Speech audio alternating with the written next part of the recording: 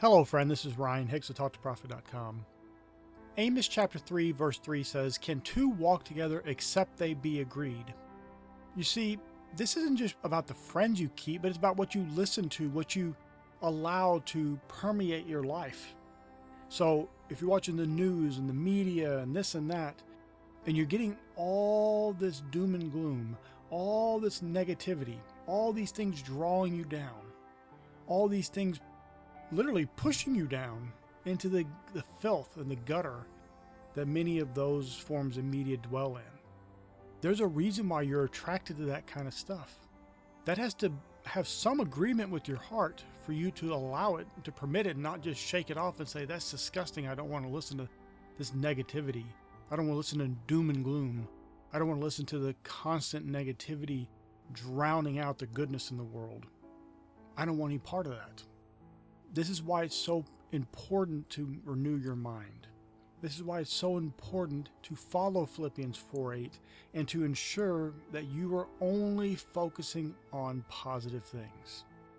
You're not allowing any kind of negativity in. You're just focusing on the positive things, the uplifting things, the good things that are all around you. And there's so much beauty, so much goodness in the world if you'll look for it. But if you're expecting the worst, if you're listening to other people who expect the worst, you're talking with others about the worst, that's what you're going to get more of. Out of the abundance of your heart, your mouth is speaking. That's what's in your heart. The issues of life are coming out of there. And you're experiencing those things that you've been believing for. And yes, it takes a little bit more work when you walk into a room where the average person is there, and yes, they talk about negativity. They're down. There's always some problem that they're talking about. It's easy to fall in line with that and start telling other people your relation to those same problems they have, that how you can relate, how you've experienced something similar. Then you get trapped, but all you're doing is getting trapped in that same downward spiral of doom and gloom, that same downward spiral where sin and negativity always bring people. But that doesn't have to be you. It doesn't matter where you go, your light can shine. You know, think about when you go into a room and it's dark and you turn the light switch on. What has happened there? You didn't have to think about the darkness. You didn't have to focus on darkness. You didn't have to tell other people about darkness. You didn't have to talk about the negativity of the darkness. You didn't have to read reports about darkness. You just turned on the light and the darkness disappeared immediately. And my friend, if you'll be that beacon of light, where your light is shining before men, you don't have to worry about that negativity. One of the fundamental flaws many people have is they think that getting indoctrinated with that negativity is somehow being informed. That's not being informed at all. It's being uninformed. Because instead of co-creating with God and creating the reality that you want, you're busy wallowing around with the world expecting more of what's already there. And because you focus on negativity, you're expecting more negative, evil things in your life. And that's exactly what you'll get. Because according to your faith, be it unto you. You're going to receive as you have believed, whether good or bad. So make it your mission that each and every day you wake up, start your day off good. Don't go back to the day before if you had negativity and start entering into that same mindset and begin your day with that, because then all you're going to do is continue on in that same negativity. And don't let yourself read into it. Don't listen to it. Don't have people telling you about it. And if they do, say, oh, okay, thank you, and go away. Go somewhere else.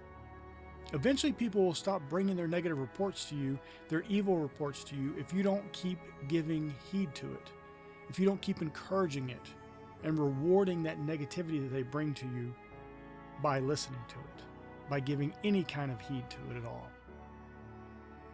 Now you may say, but I don't want to be antisocial, so I have to listen to people and they talk about, no, you don't. First thing is not being what is more antisocial than someone clouding your goodness, your holiness, your loveliness, the good report that you bring with all their doom and gloom, with all their negativity, with all the trash and the garbage, the rubbish of the world that they want to bring and hoist it upon you. It'd be like someone dumping a trash can on you And you being, well, I have to put up with this, even though I just took a shower and my clothes are freshly cleaned. But I need to get a little bit dirty so I can be informed. No, you don't. And it's not being social, it's not being friendly to put up with that stuff. And you're not helping those people either, because you're just reinforcing the negativity in their lives by putting up with that. And you could just be very nice, say, oh, okay, I'd rather talk about something nice and positive and good and uplifting and lovely, of good report. And here's what will happen. Either they will want to do that as well, because many people are just in a program, they're locked into this program. They saw their parents do it, they saw family members do it, and they're just doing the same thing.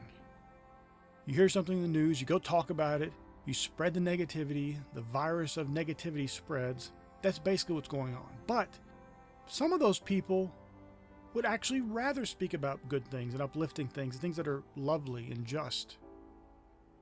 But they're never even given that chance to break out of that pattern, break out of that rut that they've been in, unless you stand up, unless you speak up and be that voice, be that light that brings up goodness, the goodness and love of God, the grace of God, the mercy of God.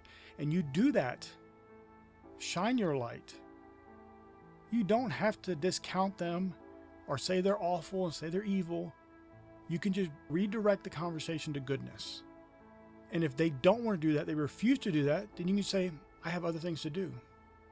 And go do those other things. Because I'm sure if you're a person of substance, a person of character, a person of value, you have plenty of other things to be doing. And listening to somebody babble out negativity and doom and gloom is not one of those things you have to do. And what will happen is either they will just stop, maybe they might not like it, but many people will respect it because they're not used to anyone that actually has any kind of moral courage, any kind of backbone, that has any kind of boldness. They're just used to people that fall in line, either join in with the negativity or just sit there and passively listen to it and put up with it. And people will respect if you're honest and have integrity and redirect the conversation to something good. And if the conversation just will not go in that direction, then you depart from the conversation. People will respect that. People will respect that, and some people will make changes based on seeing you as a light behave in such a manner where you hold yourself to a higher standard than the average person does. There are plenty of clones out there, plenty of people falling in line with what everyone else is doing. You don't need to be another one. You can stand up, be different, be unique, be a person of light and substance. As Jesus said, let your light so shine before men that they may see your good works and glorify your Father which is in heaven. You can be that person that walks in the light as he is in the light. You don't have to be in darkness. You don't have to resort to the darkness. You don't have to resort to the negativity. You don't have to resort to the doom and gloom. You don't have to resort to any of those things.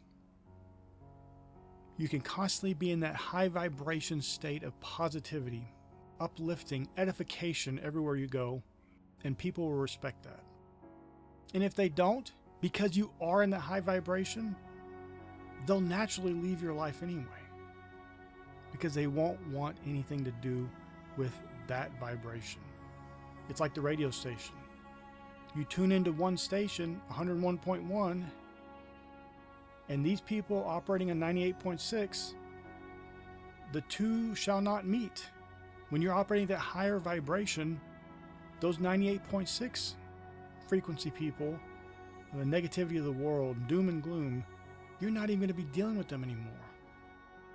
And if you do, it's only going to be to bring them up, to pull them up to a higher standard for themselves, that they can be even better. Now, my friend, if you had issues kind of keeping the positivity and momentum of that high vibration going, then I encourage you to get my book, The 7-Day Positivity Diet. It's a very short little booklet, but if you'll follow it for 7 days, and hopefully for longer, hopefully you'll do it for life, but if you'll follow it for 7 days, you will see radical changes in your life. Not just in your own feelings about life, but in the actual people around you, how they behave around you, and the people who do come into your life. You're constantly having negative people come into your life, and you follow what I prescribe in this book, for many it'll be a miracle because those people just go away. Or even better, your high vibration, your light shining will pull them up and lift them up out of the darkness into the light. My friend, I pray this is a blessing for you. May God bless you richly.